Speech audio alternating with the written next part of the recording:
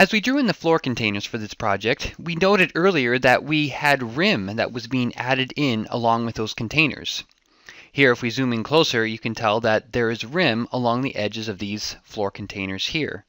One of the advantages of drawing rim with the container is that that rim material cuts back the joists to the proper length so that you're not sending extra joist material when it's not really needed. Over in our takeoff items list, you can see we have a rim item, but it has no product assigned. So we can right click, go to the product and choose more products and pick a rim product, tab, and click OK. And when we do that, the product is assigned, and once again, because our default pack is assigned, it's been assigned to the second floor framing, and it's in our list.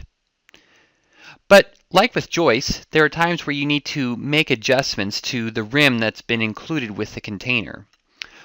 This can be done at two different levels, the container as a whole or a specific edge. Here with this container, as we look at it, we don't need any rim around almost all of the container. So we'll right click on it, and you can see in the context menu that here are all these things that relate to the edge of the container as a whole.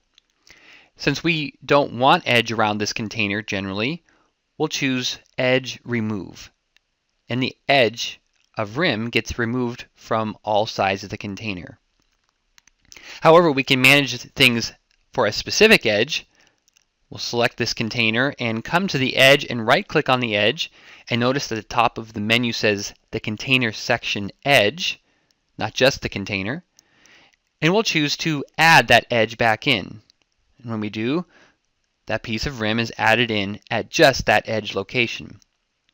But notice over in the takeoff items list that this rim does not have any product assigned to it yet.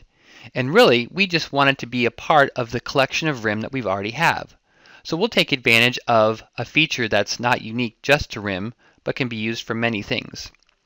We'll select the rim that we want to move in to our other collection of rim, and then we'll right click on the rim that already exists and choose Move Selection here. When we make this selection, the RM2 will be moved into the RM1 material.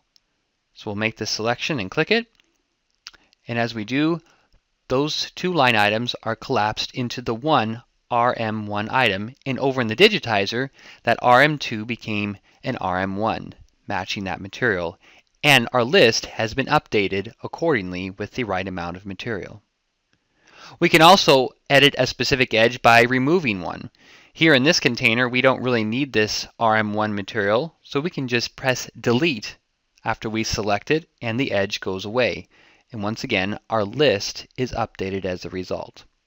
There are times when you need to be able to draw in a couple of pieces of rim that are outside of a container. So here we click the segment line and draw in a couple of pieces of rim where they're needed in the project.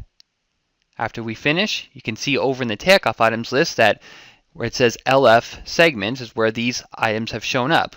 So once again, we could right click on them and assign them to an application and a product, or once again, we could leverage that feature of Move Selection here.